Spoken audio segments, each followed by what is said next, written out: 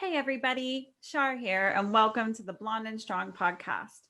This is a podcast of strength and empowerment, with each episode dedicated to helping our listeners improve their health, well-being, to learn, grow, and unlock their strength from the inside out. I felt called to create this podcast to give a platform to inspirational guests to share their knowledge, experience, strength, and hope in order to empower others, to prove it's possible not only to survive, but to thrive. And this is done through open, honest, unfiltered conversations, a safe space for people to be raw and powerful through their vulnerability without shame or judgment. No topic is off limits as long as it has the intention of empowering our listeners. Our growth is our own responsibility, and no one can do the work for us, but I truly believe that we're stronger together. So sit back and relax. We're about to dive in deep. Come dive in deep with us. So, welcome to the Blonde and Strong podcast. And on this episode, we have the special Danny De Brabander. He's here to discuss his journey with bowel cancer and bring some awareness to this much needed topic. So, Danny, thank you so much for joining me today. Welcome. Good morning, and thank you for having me on. Well, thank you for being on. No, you're being on with a legend like yourself. It's always a pleasure. That's very kind. That's too kind, but I'll take it. I'm going to take it and run with it today. Good. That's the one. So how's your week going? All right? Yes, it's going well. It's very, very busy. Very busy. We're podcasted up to the max this week Good. with amazing guests, but this is the one I've been the most excited about. Okay. Well, Okay. I'll take that as a compliment and I'll run with that one, eh? Good. So, I know you've had a bit of a crazy week as well. So I just want to thank you for taking the time to fit us in, to squeeze this little conversation in. I think it's really important. We were going to try and record this on Monday, but obviously we had a little bit of a unique idea set up. Danny is in the process of having chemotherapy treatment at the moment, and we were going to attempt to try and record this podcast whilst he was actually sat in the hot seat in the chair at Christie's. Unfortunately, due to some technical difficulties, some poor Wi-Fi, and some very slow test results, we weren't able to actually make that happen. But again, I think that just highlights life and what it's like living, with an illness, and when you're having to undergo treatment and you don't really have a lot of control over all the stuff that's going on around you. So I'm just glad that we were able to fit it in and make it work now. So thank Absolutely, you. yeah. I'm excited to talk about my journey and tell everyone what I've been going through, really. Well, I know that people will get so much out of this, and there's so much insight you can bring to people. But what I'm going to do with you first is I'm going to play a little game of this or that, because I do this with everybody. So I can't treat you any differently. Okay, so are you ready? Yeah, ready. Okay. So dogs or cats? Cats. But you were very hesitant with that answer. Yeah, but I've got my partner's got a cat, so I'm gonna have to say a cat for now. But okay. Phone call or text? I think there's a place for both, but I would probably lean towards I'm more of a texter than a phone caller. Okay. Beach or mountains? Beach. Coffee or tea? Coffee. City or countryside? I would probably say city. Winter or summer? Summer. Connection or isolation? Connection. Bath or shower? Shower. IQ or EQ? IQ. Love or money? Yeah, love. Depth or width? Depth, I would say. And would you rather be right or happy? Happy. Yay. I just like to play that little game with people. I think it gives people just a little insight. into who you are, your kind of likes, dislikes, and what makes you tick. Yeah, absolutely. Yeah. You Oh, didn't say about I United. forgot the most important question at the end, though. Man United or Liverpool? I was going to say, yeah. So it's got to be Man United every day of the week. Yay! It says both of us recording this from Liverpool. Yeah, exactly. And now with my accent as well, but I know. But Genuinely. that's probably the easiest answer I'll give all day.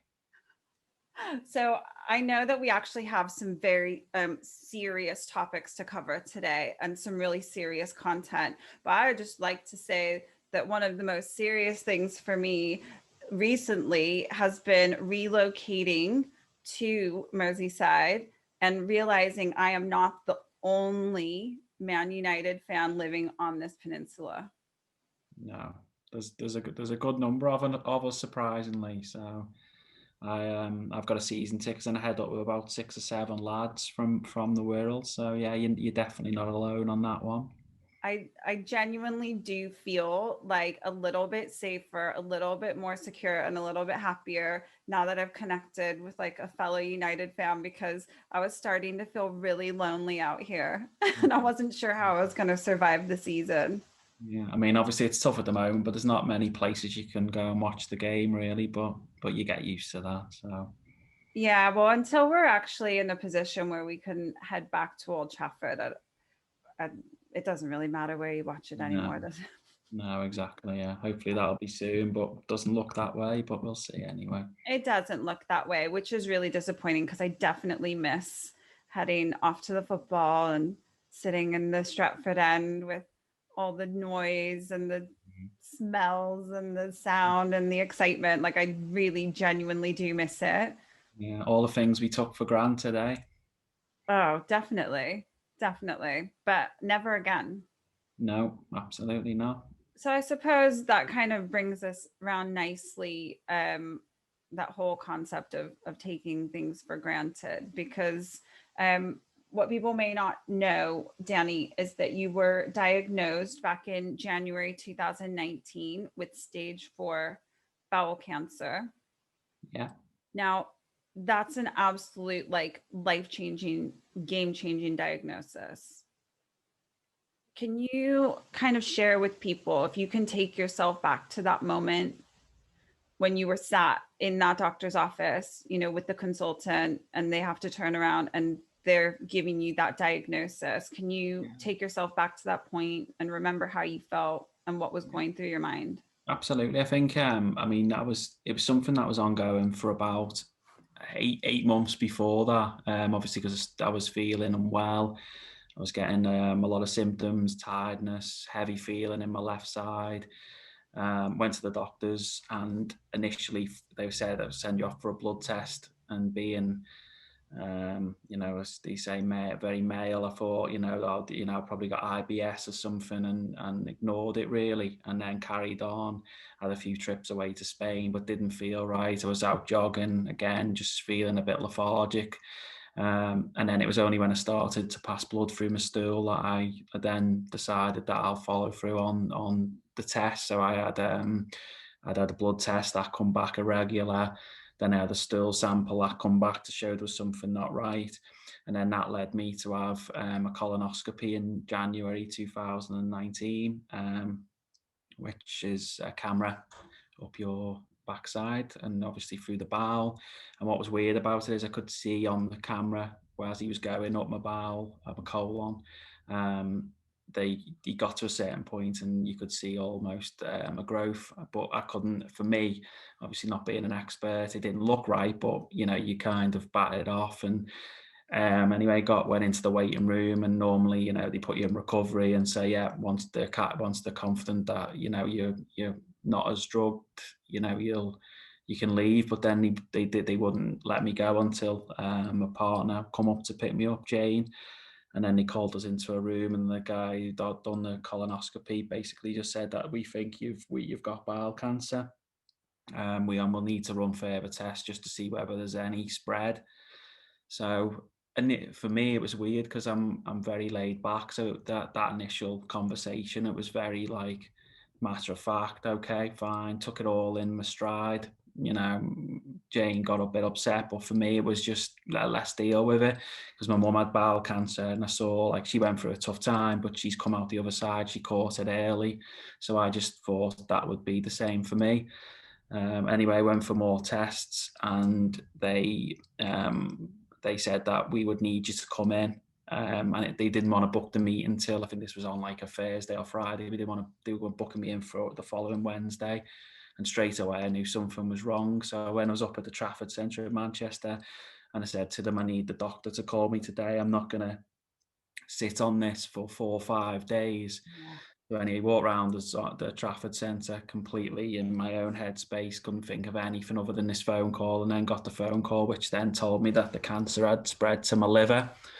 And that was a big game changer, and that really hit me, because then when you go on to Dr. Google, what you'll see for somebody who's got stage 4 bowel cancer that's gone to the liver, the diagnosis and the prognosis isn't the best. You know, it says on Google that you'll be living from 6 to 12 months maximum. But one thing I've learned through this process is, and using stuff like Google, and I would steer anyone away from it, is they're also looking at stats from people who are very elderly, have got other health conditions. So it's kind of a bit obviously it's serious, but it's a bit blurred as well. And I've moved away completely from self-diagnosing myself on Google. So that was that. And then it was going to see my oncologist. And they often say with anything, when you've got cancer, you always feel better once you've got your plan in place. So that was the step then, and they put a plan in place for me that I would start chemotherapy and eventually go on to have surgery, resection on my bowel and liver. Wow. I mean, like, I'm listening to you talk about it, and I can feel, like, I feel heaviness. Like, I can feel that sitting in that chair and getting that diagnosis. And you've kind of summed up what's happened there, like over the course of the symptoms leading up to it, being told, them starting to put a plan in place, and then going in for that surgery. But surely somewhere in between all of that, you have, or maybe not, like, when they told you and you knew that then it spread to your liver, and then you're on Google, and like you said, you were like in your head, it was consuming your thoughts at that point, Yeah. wanting to know, like, what's the next phase? Like, how do we fix this? How do we move on? Like, what are they going to do? What's the plan going to look like? The treatment? Um, what is that underlying feeling? Like, was there, I'm presuming there was a myriad of feelings. It wasn't just the Yeah. one, but did you ever sit there and have fear, but then also like, why is this happening to me? Did you ever Yeah. get angry? What was that process like for you? I mean, straight after I found out about the liver and we were coming back from the Trafford Centre, what we do as a family is and often when we get summons to these type of meetings, we know there's something not quite right. So we went round to my mum and dad's house. My brother come round, there was my partner, and we discussed it, and there was a lot of upset and tears shed and so on. And yeah, for a few days afterwards, there's a lot of fear that goes through your mind. And I was 37 at the time, so you think you've got a lot to live for and a lot to give. And like I said, it was only until I got to the oncologist meeting and he put a plan in place, and he talked quite positively about it. He was like, "We're going to give you this chemo, and this is just to stop any further spread, to control the disease, and then you'll go in for surgery, and it will be with the intent to obviously cut it all out, and there's a chance it'll come back in the future." But it was all very positive at that point from hearing him talk. So as I say, once I got the plan in place, that kind of fear eluded, and I was feeling really fit in myself, because I changed my diet. I was out exercising, running a lot more, and I just felt good in myself. So I got in myself into a positive space after that initial diagnosis and fear, really. And it was like, okay, I've never had chemo before, but I'll attack it, and I'm confident that I'm going to overcome this. And that's kind of where it was. And then I had 2 events, which I'll go into, which ultimately kind of were out of nowhere, really, which caused caused me to take a lot of steps back when I thought I was taking many forward. So really at the beginning, it was approaching things from a real like positive mindset, doing what you had control over, keeping your Yeah, body as fit and healthy to give it the best chance possible to deal with the fight that it was about to embark on. Well, actually, that it had already been probably fighting for years prior to you getting the diagnosis. Um, so where then did that take you to that first event where you felt that big setback? yeah. So I started chemotherapy, and you know, you have the first cycle, and you be cannulated up and so on. And went fine. Left. I felt a little bit tired, but felt good. And the next morning, I woke up and I was doing a 5K park run at the time. A few weeks building up to it. And I went all because it was cold morning. I went all wrapped up and probably looked very silly running around the park, but it was something that I had to do. I felt well enough to do after chemo. Anyway, after a few days, I was really starting to struggle to um, be mobile. I was walking around, I was feeling very tired. I was getting a lot of aches in my left arm. I was getting a burning sensation in my throat. So I spoke to the chemotherapy nurse, and she said, "Get yourself up to A&E straight away." So I went up, and I was expecting to be in there half an hour, quick checkup, ECG, and so on. And then when I had ECG, all the nurses and doctors were rushing around, and it all of a sudden went into a major panic.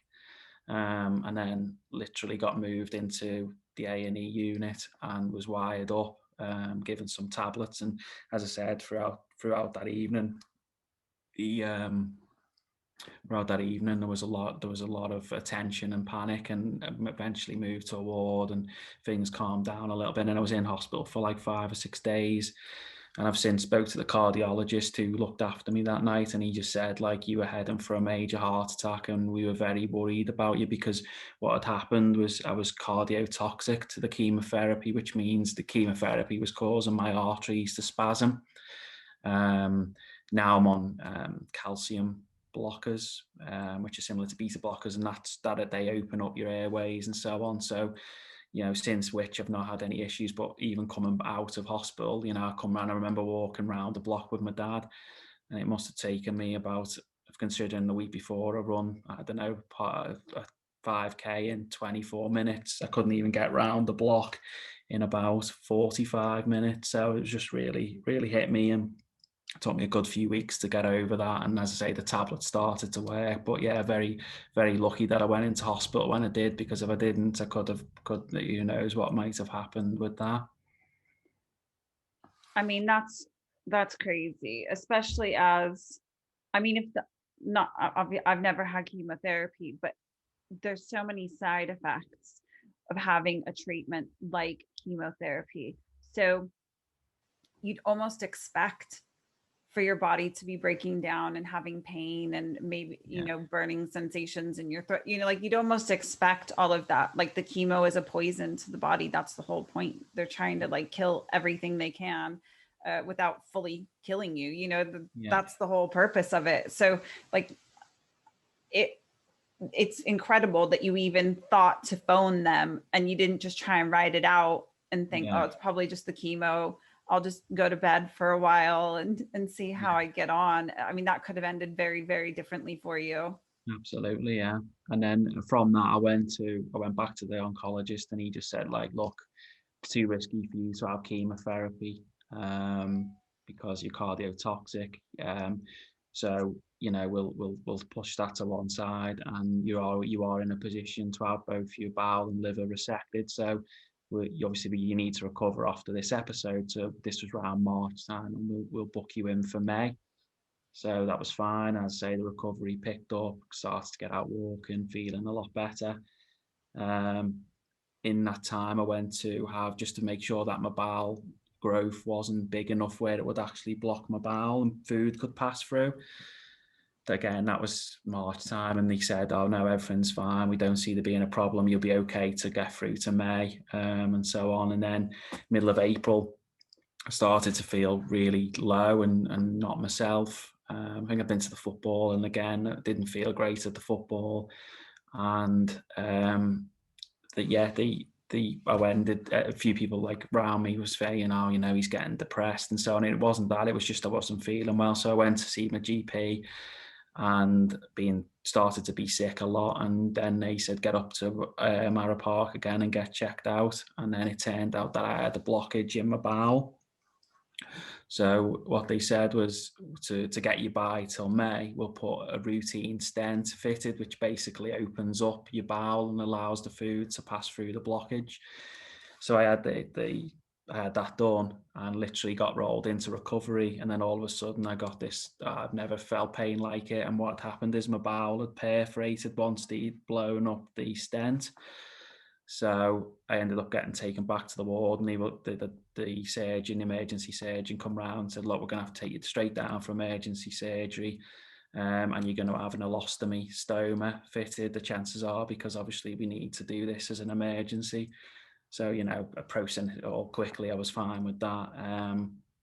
And he said it would be temporary and you'd be able to get it reversed. And then when I went down for the operation, obviously lights out, and then woke up unbeknown to myself probably 4 or 5 days later. And what had happened is I'd contracted life-threatening sepsis, and my family were told that I was very unlikely to make that evening because all my major organs were shutting down, and they had to do the surgery over a few days where they'd basically cover up the section because they couldn't do it in one fell swoop because it was too dangerous for me.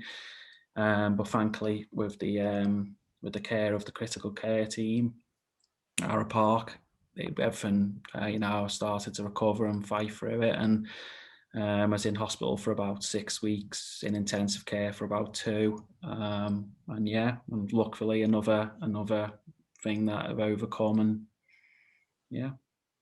I mean, sepsis is no joke. Like there's an actual like sepsis support group, Yeah. not based not far from here.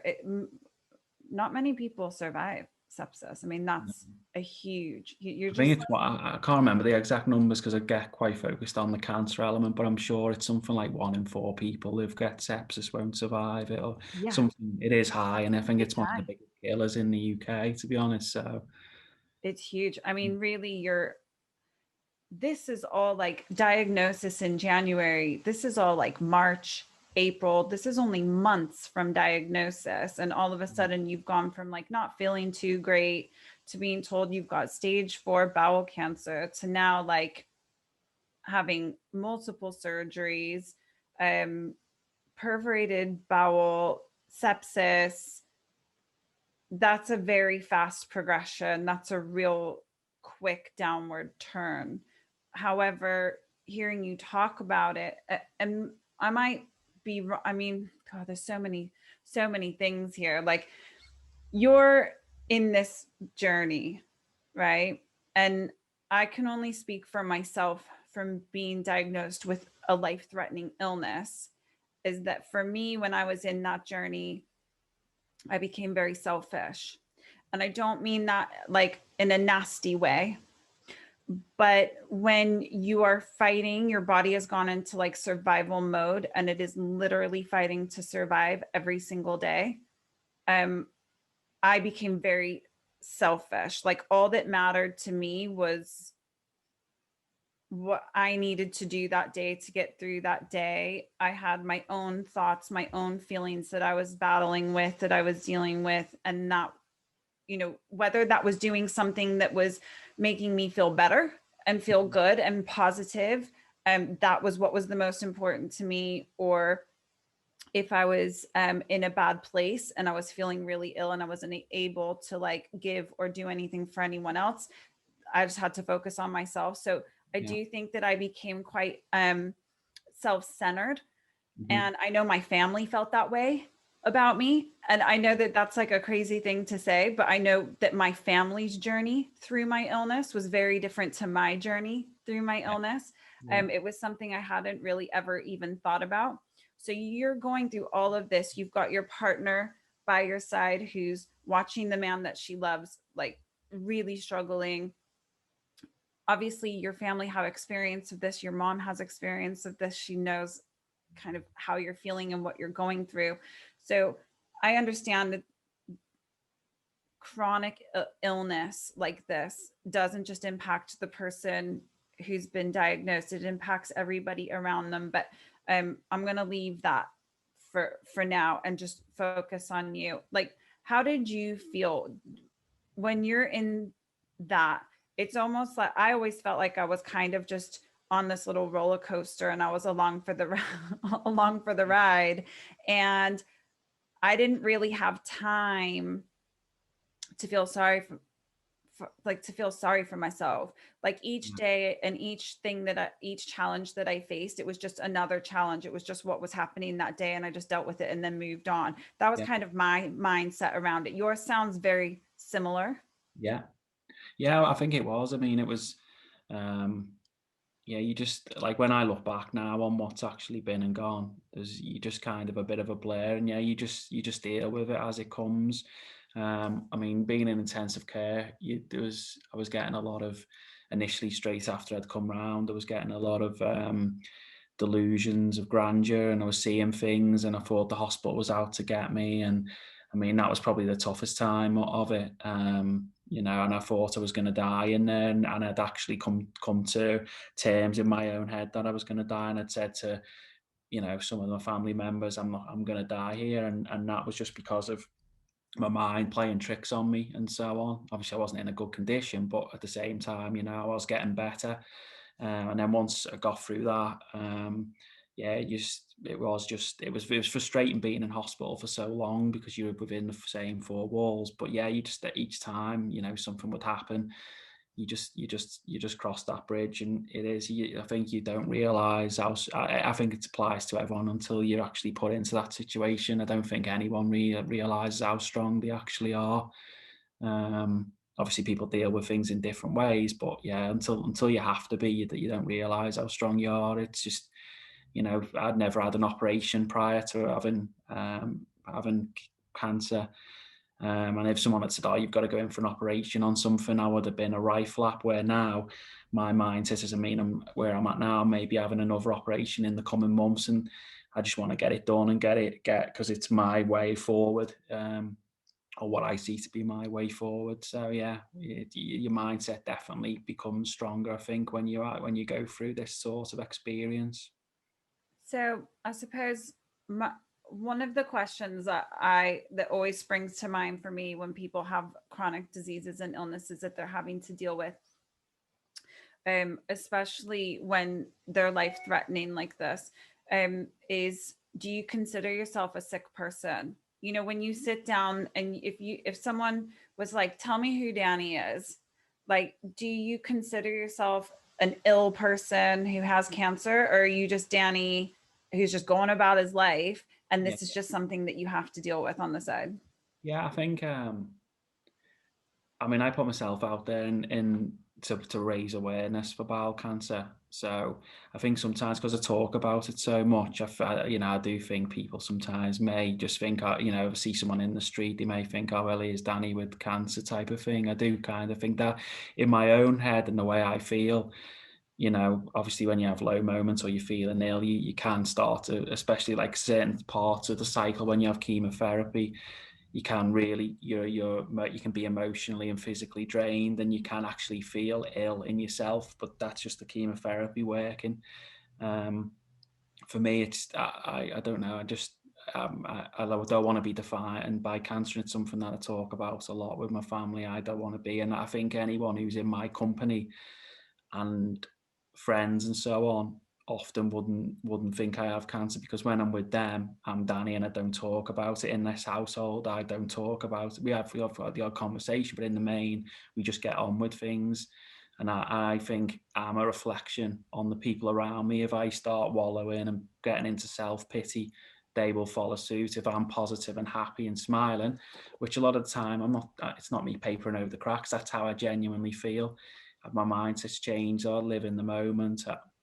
There's a lot of positives that have come from it, in that I don't sweat the small stuff anymore. I see some people and what stresses they've got. And don't get me wrong, I had those stresses 2-3 years ago. But when I look at it sometimes and I see what people are posting on social media, I just think there's more to life, and I wish I can instill that into you, or somebody who's going through something like me can instill that into you to say, be the best version of you and don't get caught up on all the small stuff, really.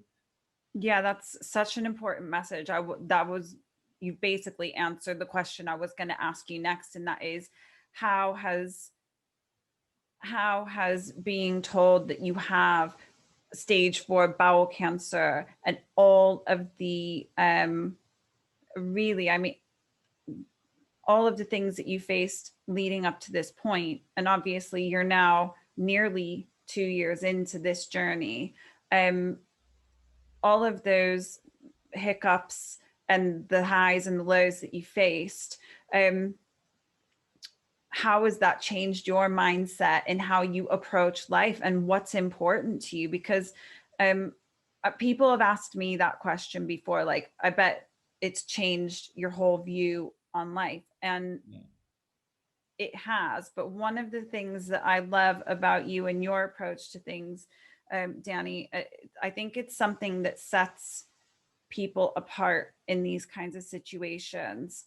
And when you're diagnosed with something like cancer, or something that is either like inoperable, or they say like you've got a small chance, there's still always a chance. And I do believe that like still miracles do happen, because we all have our own journeys, and I think we're all here to learn certain things. And um if you can approach those sorts of things the way that you do, and that is that it doesn't, that from that mindset of, this doesn't define who I am. I'm Danny. Like, this is who I am. This is something that I'm dealing with. This is something that I have to almost accept and make friends with. And I just need to get on with my life, and appreciating and being grateful for the things that I've got, and still doing everything that I'm capable of doing, and being the very best version of myself, and enjoying the connections and the love and the people that I have around me, and really just focusing on the positives, understanding that anything that's completely out of your control is completely pointless worrying about, and wasting any of your precious time and energy that you need for the other things. You know, it's just not even worth that time. I know that that was how I approached it, but very similarly to you, you feel good a lot of the time, Mm-hmm. right? I mean, I've met you and spoken to you now a couple of times, and if I didn't know your story, I would never know that you're going through what you're going through right now. I would Mm-hmm. never know that you're living with cancer, and that you're being treated with chemo and all of that. I would just never ever know it. It doesn't come across in your energy. It doesn't come across in how you talk about life and how you talk about yourself and people and the things around you.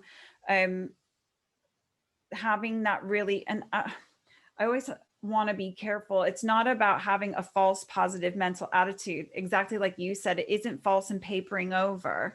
Mm-hmm. I don't even like to call it positivity. I like to call it optimism, Yeah. because I think it's different. It's about like approaching life with an optimistic view and perspective, that people are inherently good and life is inherently loving and wonderful. And look at all the things that we can do, that we're capable of, as opposed to being like, look at all the shit that I'm having to deal with all the time. Like, Mm-hmm. woe is me, victim mindset.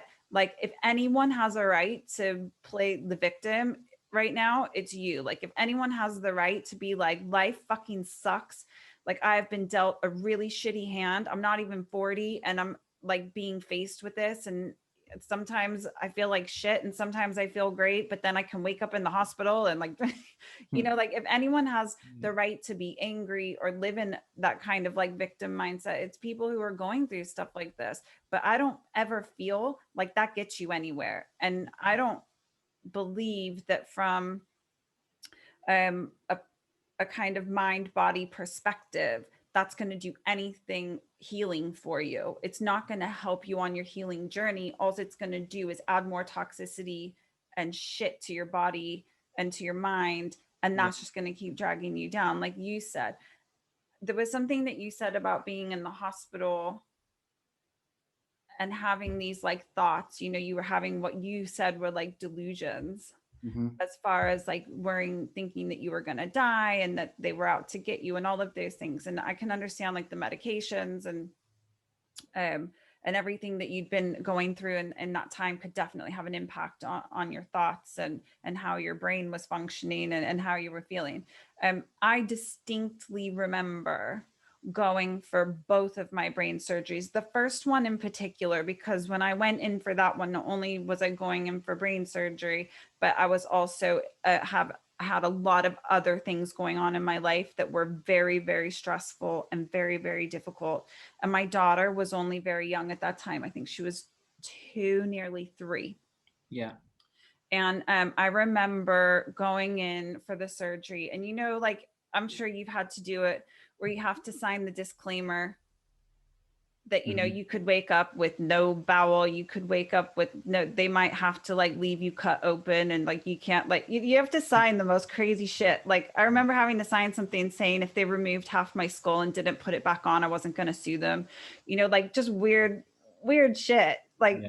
and that that you could die on the table and you're going to be all right with that too. And I always remember like signing it and thinking like, if I'm going to sign this, I actually have to mean it. Yeah. Like I actually have to be okay with whatever is going to happen is going to happen. And then when I went down for the surgery, um, they come out and they see you. So like the surgeon will come and see you, and the anesthetist will come and see you. Yeah. And I was meant to go first thing in the morning, and they came in the evening, and the anesthetist was dressed in his like, he was dressed in his like tuxedo, he had his like penguin suit on, and he walked in, Yeah. and I looked at him and I was like, where are you going? And he's like, oh, we're on a function this evening, like an awards ceremony. And I was like, you're not doing my anesthetic in the morning. Fucking no chance.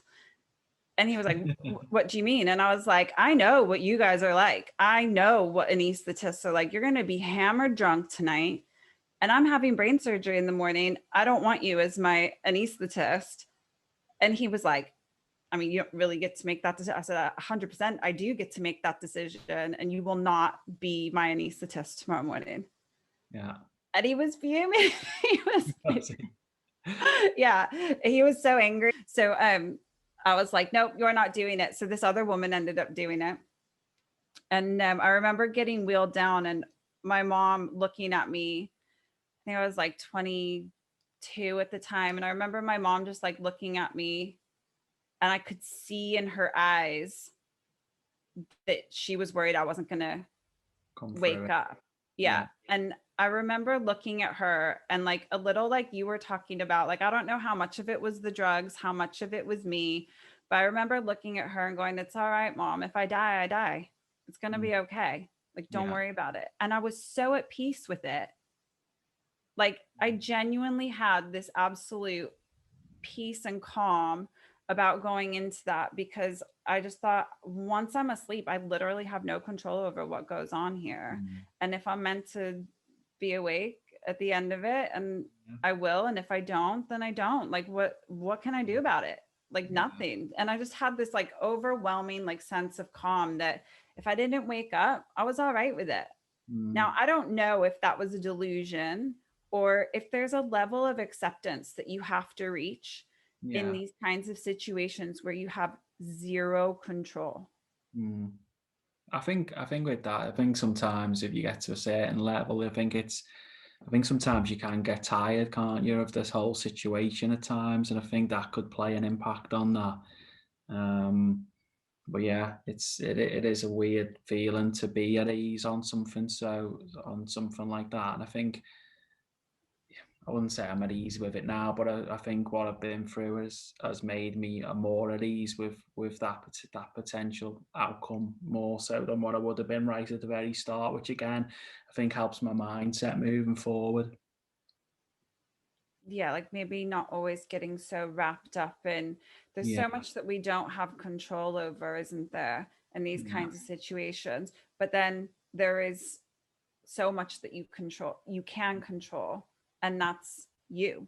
Like you're the only, your actions, what you do, your mindset, and how you feel and think about things, That's the only thing that you have control over. Yeah. So without like with within this whole journey that you've been on so far, so I know we've gotten up to kind of April, May time, Yeah. and I know there's loads of stuff that's happened Yeah, since there's more. then. So where did we So go after the yeah, sepsis scare? I got I don't want to go too deep on the team DDB element, but around the time when I got diagnosed with cancer, one of the things that sprung to mind, and there is a word for this, and I always forget it.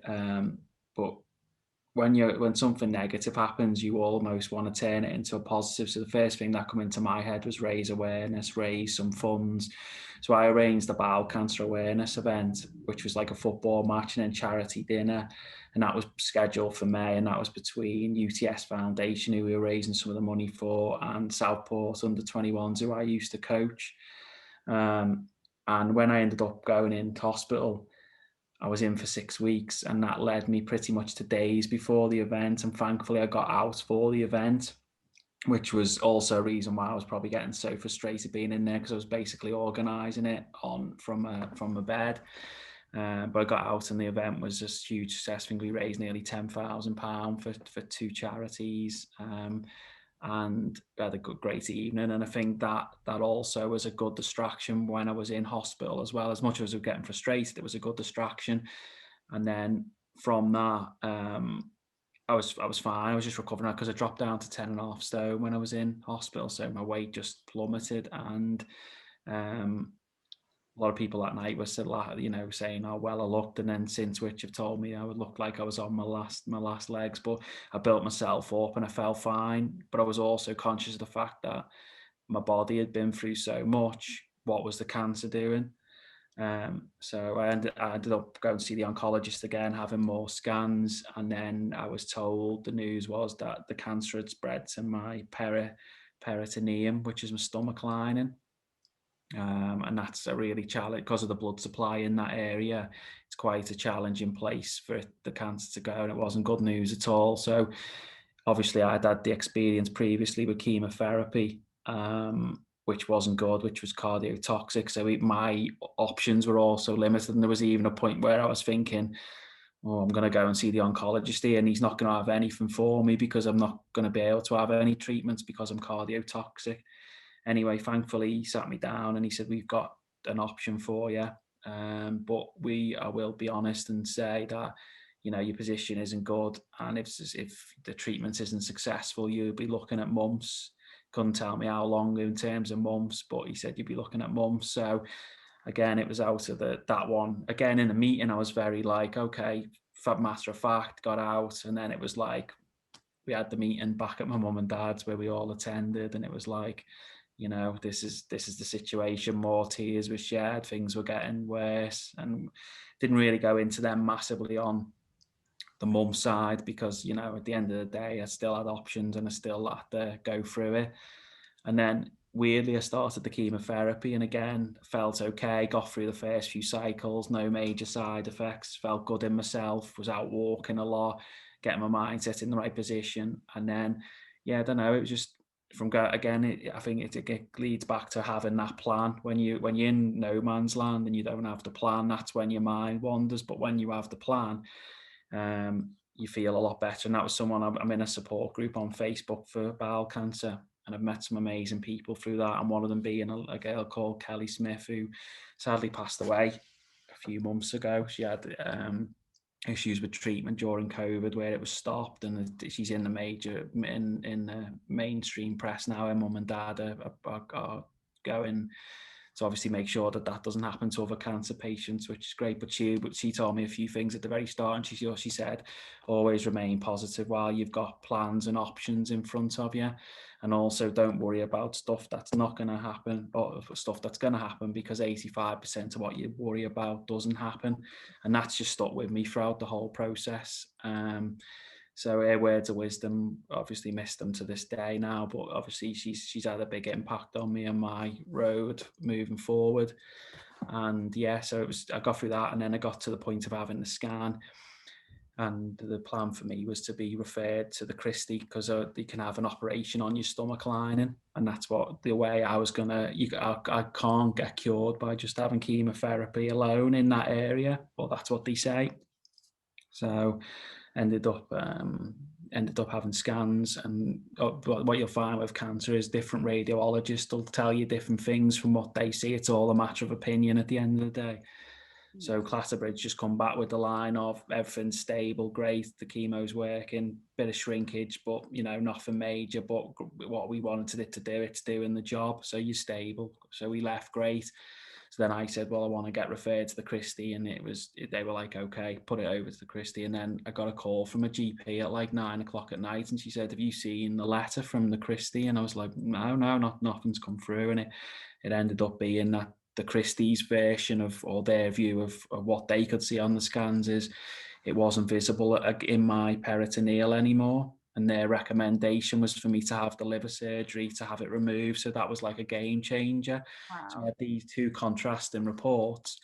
Clatterbridge saying stay on the treatments, just have chemotherapy, and Christie saying, who are world-renowned leaders of that particular area, saying we can't see it, let's go ahead with liver surgery. So I finished my cycle of treatment, and then I transferred over to the Christie for liver surgery. And in February of this year, I had 60% of my liver removed. And the great thing about the liver, it's an amazing organ. It regenerates, doesn't go back in the same function, and so on. But yeah, that was that, and that was it was a tough recovery, but that helped, and I was quite lucky because I had that about 5 weeks, I think, before COVID lockdown happened. And if I'd waited, or if it had been later, who knows whether the surgery even would have gone ahead, who knows. But and then kind of bringing up to speed, I just recovered during the lockdown, so I didn't see a massive difference. Madly, I was just inspired to do a run, which was from a year from when I got diagnosed, or not diagnosed, but I was told I got sepsis, and my family told I would make the evening a year to the day. And about 7 weeks after liver surgery, I did a 5K run, which led into Team DDB, which is the charity side and raising money. But that was like, and for me, it was a big achievement because it was almost like people have written me off so much, and for me to get out and do that, it was something that was great for my mind and my mindset. And then, funnily enough, a few days afterwards, I got real bad pain in my liver and so on. And I spoke to the surgeon, and he was like, "You shouldn't have done that," and so on. But it was just something I felt I had to do, and I felt well enough to do so. And then it's from then I've had scans. I've showed that I've had a reoccurrence in the peritoneal, which they kind of expected because the chemo can get rid. But as I said, it's a hard place to treat. So where I'm up to at the moment is I'm cycle 5 of 6 of chemotherapy and targeted therapy.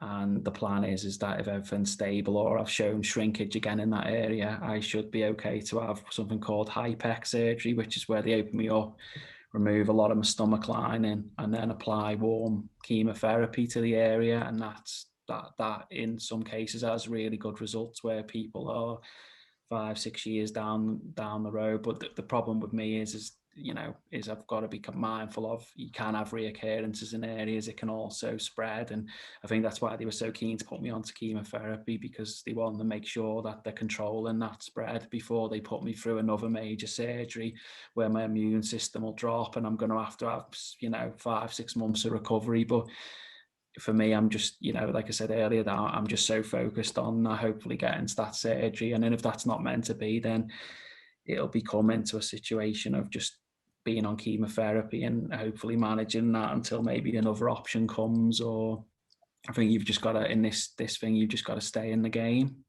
because you don't know what's coming around the corner treatment wise.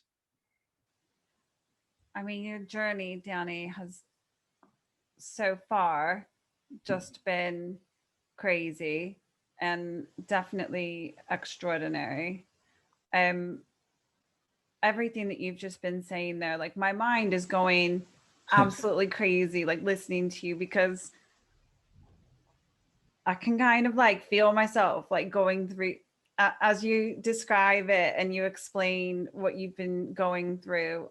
I feel like I can feel myself like traveling through your journey with you. And um you said so many things there about, when you first started that whole little section, you said when something negative happens, everyone just wants to turn it into a positive. So I did this.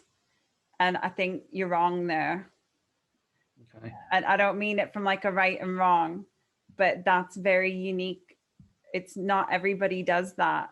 Not everybody goes through something so trying. Not everybody turns their negatives into positives. Not everybody goes through something challenging and looks at it and goes, do you know what? This is shit.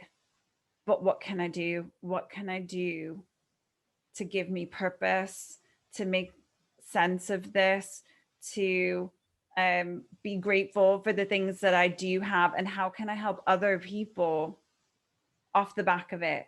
Like, that's something that's unique to you. I think it's actually what separates um, the survivors from the people that don't make it. And that's a bit of a sweeping generalization, because I appreciate that there are people who have incredible positive mindsets and do incredible things who inevitably don't always come through the other side with that like successful positive result. However, I think if you were to look at those underlying factors that appear and recur with the people that are successful in their healing journeys, that kind of a mindset would be the same with all of those people. I think you have a much better chance of success and recovery in your life if that is your mindset, where you're taking something that is negative and changing it into a positive. And the fact that you've been able to connect with all these amazing people, I mean, that girl sounds absolutely incredible. And obviously my heart breaks to hear that unfortunately she hasn't made it, but she's right.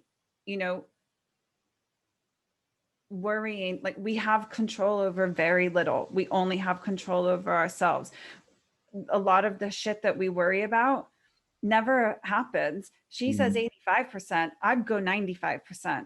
Yeah. Like 95% of our time is worrying about stuff that never ever happens. And I remember my dad used to always say to me, like when I was really little, I grew up in Southern California, and at the time the Night Stalker was like a serial killer that was out, like, and I used to go to bed every night and I used to check that the windows were locked, and I used to like sleep with the duvet, like, and my dad would be like, why aren't you going to bed? I'm like, well, I'm afraid. And he's like, what are you afraid of? I'm like, what if the Night Stalker comes and tries to like break in and kill us? And he just looked at me and he went, well, isn't that just the best way of inviting him in?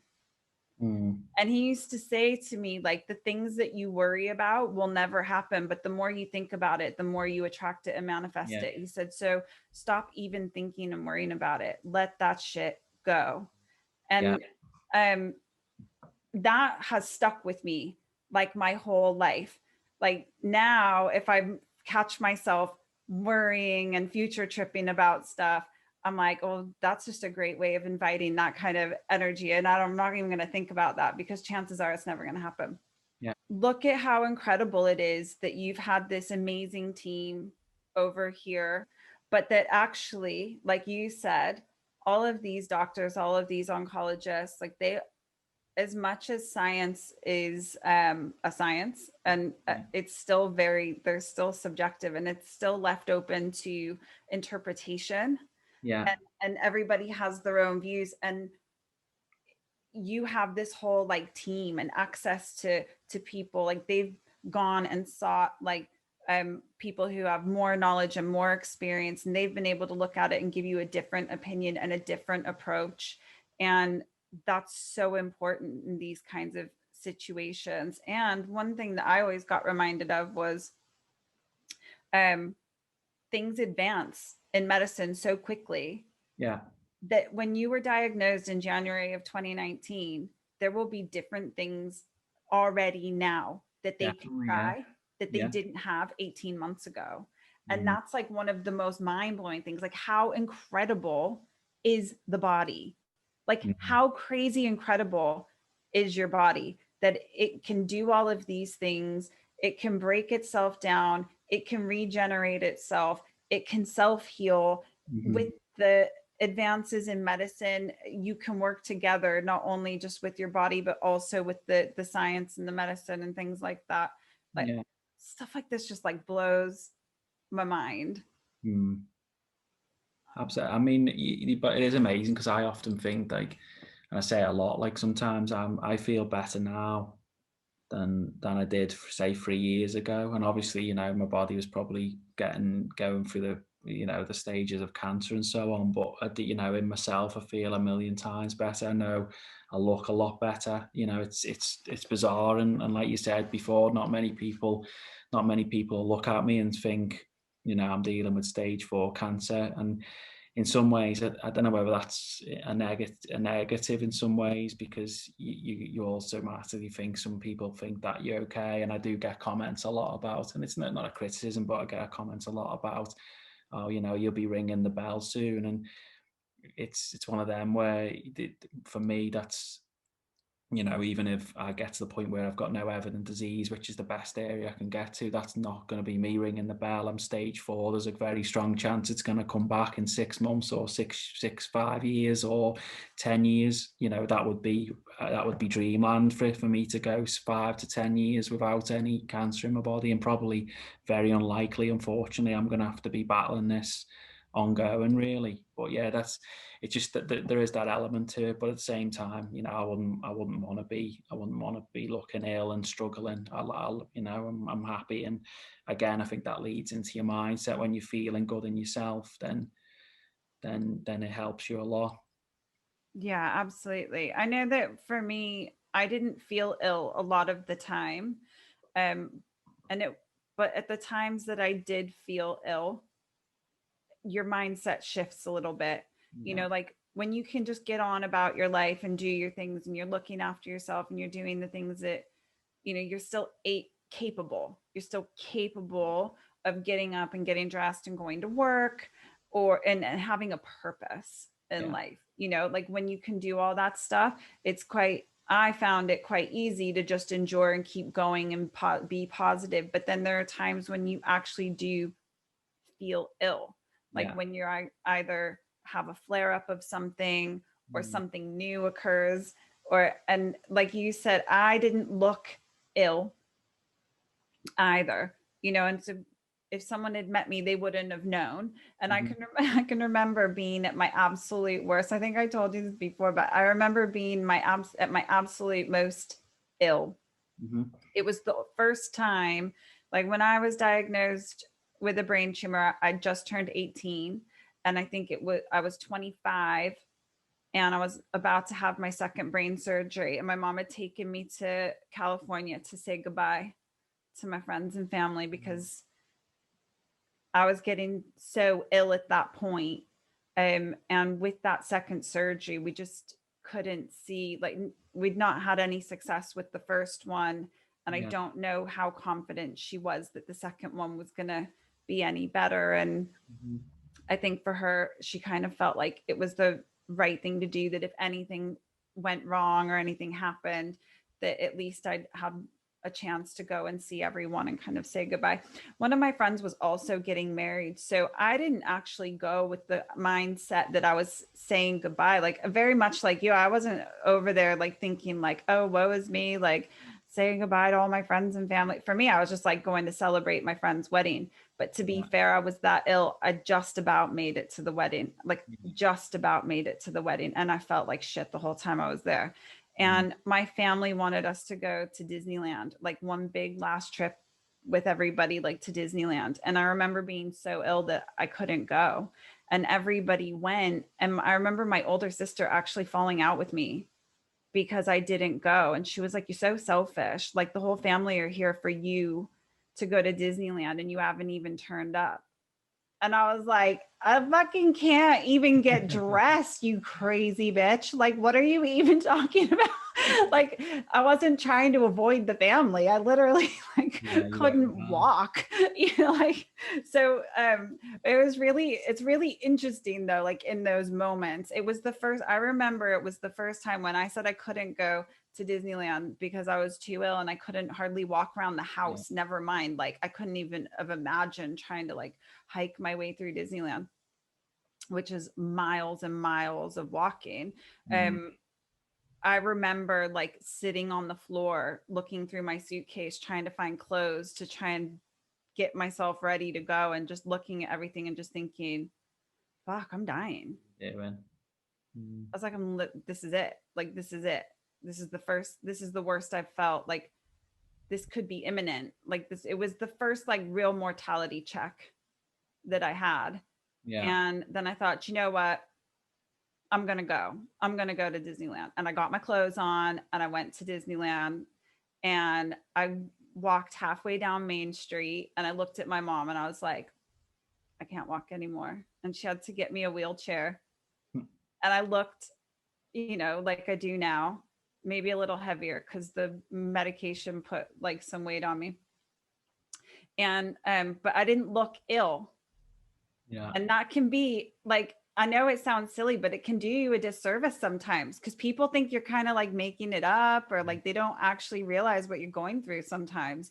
Mm. And I remember getting in this wheelchair, and because I was in a wheelchair, they wheeled me to the front of like all the queues. I got to go around like a wheelchair access way.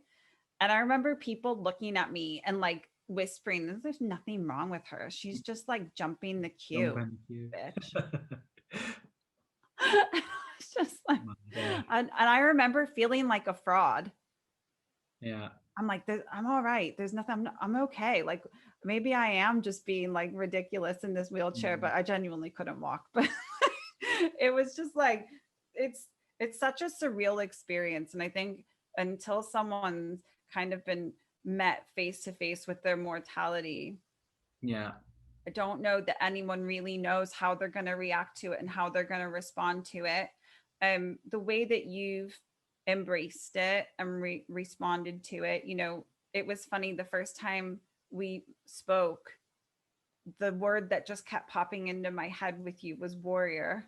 It like sticks in my head all the time. Like, you're just this like warrior, but not like, not with all the like shield and the armor and the like sword or anything. Like, you're almost this just like calm, grounded, like warrior. Like, you just are keeping all that shit at bay. And I love it. I love it. And you're I'll very take that compliment and run. Even with my big bright red face, I keep looking at off chemo. right. But just don't do any more than 5K, please. No, I won't. I won't. I learned my lesson there. But yeah, thank you for the compliments. But I was saying, yeah, yesterday I was on like a radio station, and it's just weird. Like I've never really been one for like compliments or anything like that. So I don't, like, a lot of people say, oh, it's inspirational, or you're a warrior or whatever. And it doesn't really resonate with me. I'm just kind of dealing with the process and dealing with it the best way how I can. And that's led me down the path of the bowel cancer awareness, and also the charity that we have, which is called Team DDB, which again is a positive and something that distracts my mind a lot from the other, negativity that's going on, really. So I guess, you know, I feel like we have a really good understanding of your journey up to this point and kind of where you're at. There's a couple of things I want to delve into just to kind of tie it all in for everybody. okay. First of all, I know that bowel cancer awareness is extremely important, not only to you, but it needs to be important to everybody, because I think it's one of those things that's got a little bit of stigma, it's a little bit taboo. And I think maybe even more so with men because of the stigma around that and the pride that men have, and not really wanting to have to go and speak to somebody about Yeah. anything. But I know that that has to be something that you're desperate to blow the lid off. Yeah. And, from a symptomatic perspective, what kind of awareness do you want to bring to people? What are the symptoms that people need to be looking out for, men and women? Yeah, I mean, it was being, I think it's earlier, being lethargic, tiredness, heavy feeling. For me, it was heavy feeling because it was on my high, like halfway up on my left side. So I had a heavy feeling there. It was like indigestion, acid reflux when you eat. It wasn't, even like my stool didn't look right. And then, like I said, it was the the big thing for me is, and obviously you don't want to leave it this late, was when I started to pass blood through my stool. That was a big sign. But I just think, you know, it's bowel cancer, of course it is, but it's anything, and especially right now with COVID, it's people aren't going to the GP to get tested for anything, and if you don't feel well in any way, shape, or form, go and see the GP, because you know, probably 99 times out of 100 everything will be fine, and there will be you know, some explanation for it. But you know, you don't want to be to the point of getting to stage 4, because with bowel cancer, especially if it's caught early, like it was with my mum, it's treated successfully in 90% of the cases. If it gets to stage 4 where I'm at, then my 5-year survival rate is around 10%. And I'm in a group, like I mentioned before, and I've seen, it's quite scary, really. And it's probably the times when I have my lowest point. And sometimes I think, why do I go in the group? But there's also a lot of advice and stuff, and a lot of good things happening there. But I've seen, I don't know, off the top of my head, I'd say maybe of a group of 500 people, maybe 30 people since I joined have passed away, or, you know, of young, and a lot of them I've got friendly with, a few people I've met. So yeah, that's the tough part to it, and that's the realization of, you know, getting yourself checked out, because, you know, Kelly was 31 with a small child. So, you know, again, it's you've just got to go and not be embarrassed, and just get it sorted, really, and hopefully, you know, you'll be fine. And one of the things that with me, I've been doing a lot of awareness, and had a message the other day from a girl saying she was passing blood and she's gone to get checked out. And that's been that since I've been doing the awareness, that's been a regular thing. So it's kind of that's the main thing for me, as much as again, I will talk on the TDDB side, but the awareness is massive. And if I know that someone's can go to the GP and doesn't have to go through what I've been through, then that's a win-win, and something that, you know, is probably the most important thing for me, really.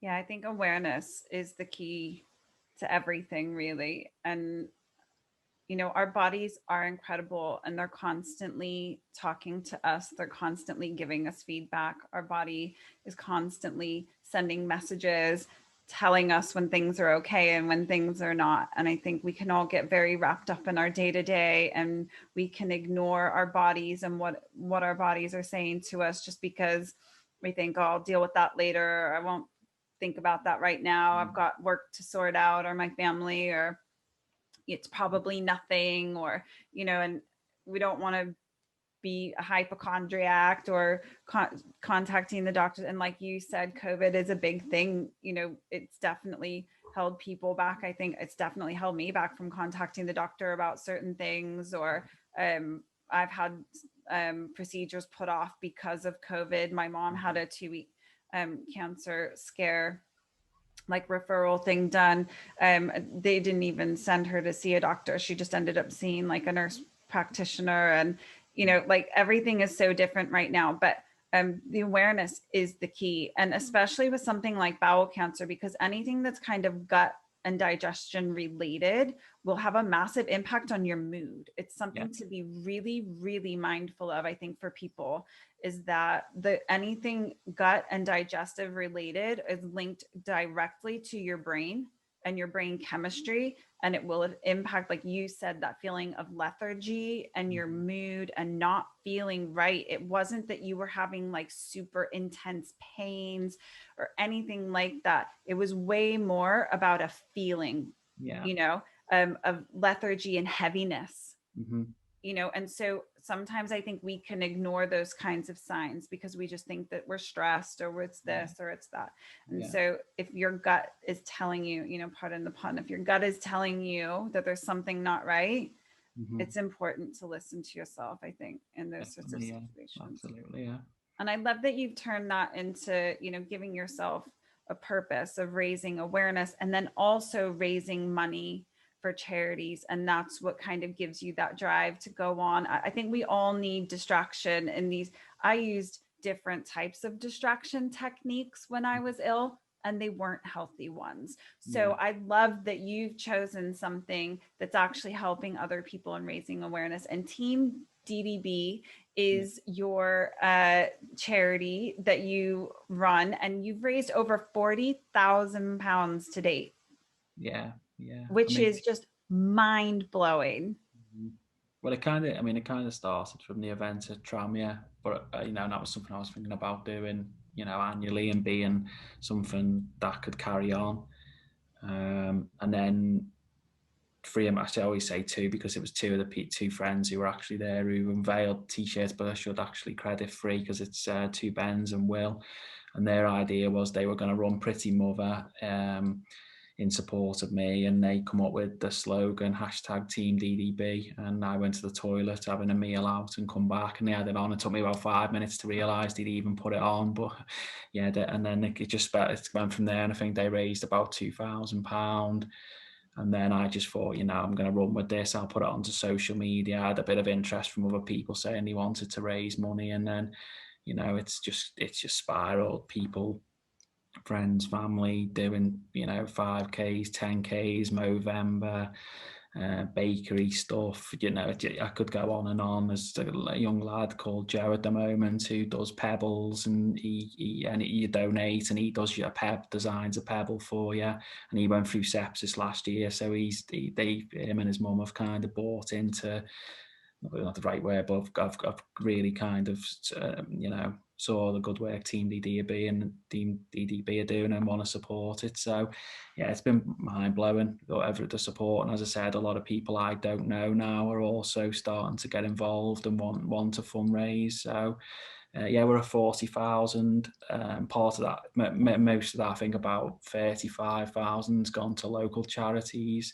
So Wow. UPS Foundation, Maggie's Centre, Clatterbridge Cancer Centre, and then we raised during COVID £6,800 for the local critical care team at Arrow Park, which was a nice one because two elements of that, obviously they looked after me, and then all the work they've done, amazing work they've done during COVID. And that was a nice one because I made sure that the money went directly to the staff. So each member of the staff got £50 voucher, love to shop voucher, yeah. So they could obviously spend it on themselves and do something nice with the money, go out for a meal or whatever.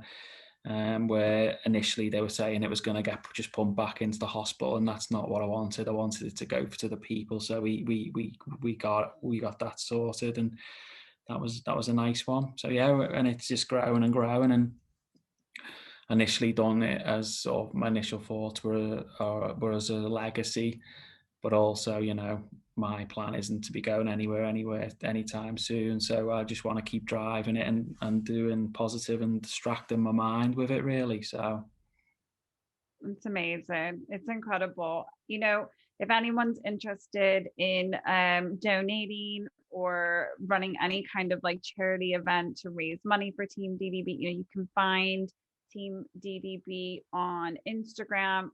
on Facebook, and it's Twitter and YouTube and a few channels. But yeah, just come along, and even if you're struggling with bowel, bowel cancer, but you're struggling with a diagnosis, or you think you may have, you're not feeling right, then come over and reach out for that point of view as well. So we can do that, because we there's a number of elements to it. The fundraising is just one section of it. It's mindset, being kind to others, and then obviously there's the awareness, which we kind of try to tick all of those boxes. So yeah, and we're growing. We've got a few thousand followers and so on. So yeah, how long did that That continue? was that was the last thing I really wanted to touch on with you, is that obviously, you know, we've heard your journey and your incredible approach to dealing with everything that you're going through at the moment, all of the amazing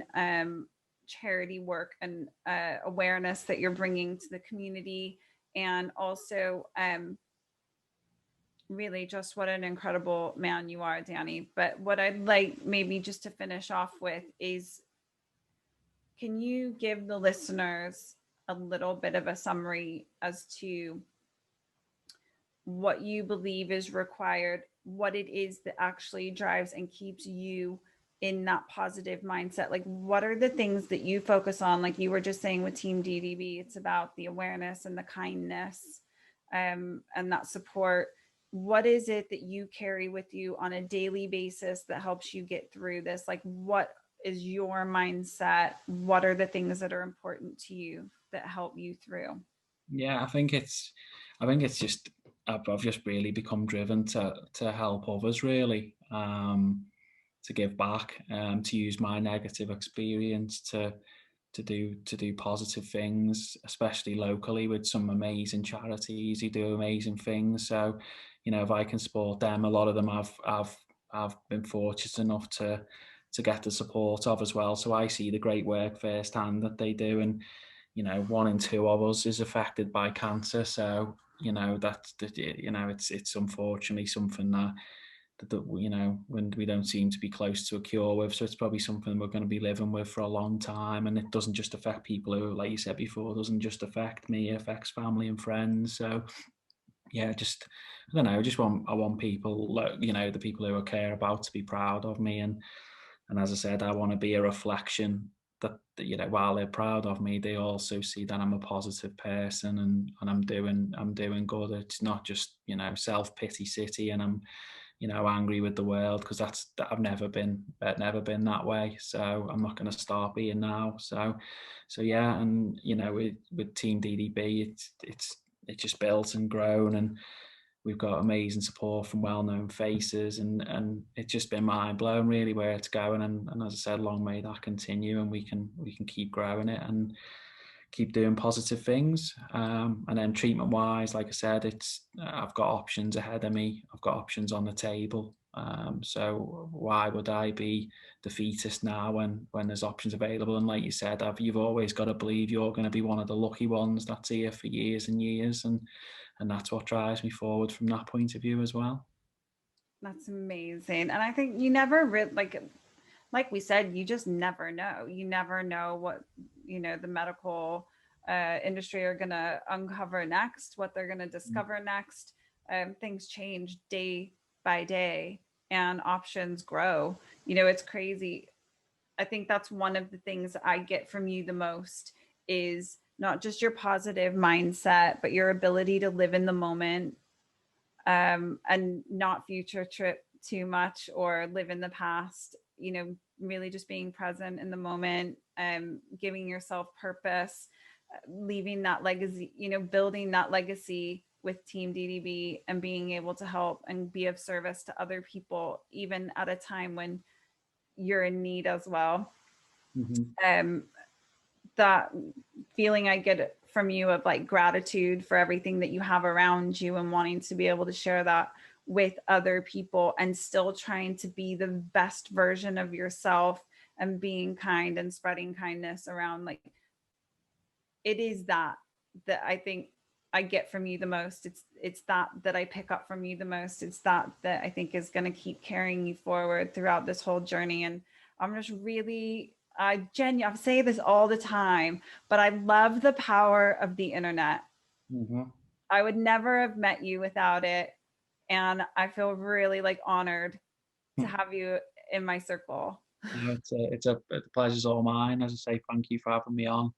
You know, any platform I can deliver this awareness more than anything is a positive. So really appreciate it, and lovely that we've met and we were friends, and forward Absolutely. to Brought obviously, together never know, by the, we might be able to do one from a chemo bed or a chemo chair soon, eh? you know what, that would be amazing because I do think it's like you said, cancer will affect 1 in 2 of us. That's what they're saying now. When they started all these cancer charity events and stuff, it used to be 1 in 4. Mm-hmm. Then it was 1 in 3. Now it's 1 in 2. It's growing and it's growing, and that's a really scary thing. I believe. I have my own thoughts on it that are for a whole nother Mm-hmm. podcast, which Yeah. maybe we can do another time. But then, you know, what we don't always see if we aren't the one going through the cancer treatment, and if we aren't the one that's been diagnosed with that, is all the stuff that goes on behind the scenes, all the things that you do have to deal with on a daily basis. And those are the things that you've taken very much in your stride. And I think it would be really eye-opening for people to understand what that whole treatment process looks like for people, when they have to go and sit down in the chair and sit there for the length of time that they do. And I can't even imagine. I was actually thinking about that the other day when I knew that you were there, and I can't even imagine what it would feel like to have that running through my body. Like, I'm such a somatic person. Like, when I used to have to go for my brain scans and they have to run the dye through, when you go in for the MRIs and they do all the scans and then they run the dye through. Yeah. And I used to lie there and I could actually feel the dye going into my veins and Yeah. running through my Yeah. whole body, and I would go cold. And Yeah. I remember lying there and feeling that and being like, it's so weird. I hate. Yeah. Yeah. It is. I know it's to be fair with chemo, it's quite similar. You do kind of start to feel different during the cycle and so on. It's nothing that's not manageable, but you definitely notice a change, and then I get like leg cramps with it, and sometimes you go a little bit dopey and sleepy. So I'm not quite sure whether you'd be getting much out of me, but we'll definitely maybe try and do one from the chair. But as I say, I've got 1 or 2 more cycles, and then I'm hoping I'll be heading for an operation. So maybe it's one for further down the line, but we'll see anyway. But Well, yeah. you'll have to keep me posted. I'm sure we'll stay connected and we'll follow your journey throughout. And hopefully we'll be able to like do a few more of these just from different stages in your journey. I think that would be really fun to be able to track that and see how you're absolutely killing it. I love that. I love that we've been brought together by the crazy internet that, some people hate it, some people love it. I love it. I love connecting with people on here, and I feel really blessed to have met you. I love that we're just 2 little United fans hiding away in Merseyside, Yeah. causing trouble from Yeah. the behind enemy lines. Okay. Um, We just and need to I, start winning some more trophies, don't we? So well, I mean, there is that, but one day when all of this COVID stuff is cleared, we're gonna hit Old Trafford. okay, All right. hold you to that. So thank you so much, Danny, for joining Yeah. us. Thank you, everybody, for taking the time out of your busy lives to listen today. I hope that you've gotten as much from it as I have. And thank you, Danny, for just being willing to be so open and honest and vulnerable, and really sharing your journey from the inside out. It makes such a difference. Um, if everyone can, like, follow, subscribe, share, leave your 5-star reviews and your thumbs up, whatever you need to do to get the word out. It really does help us get this into more ears of the listeners, and we get to change more lives. So until next time, stay strong, my friends. I know. Bye.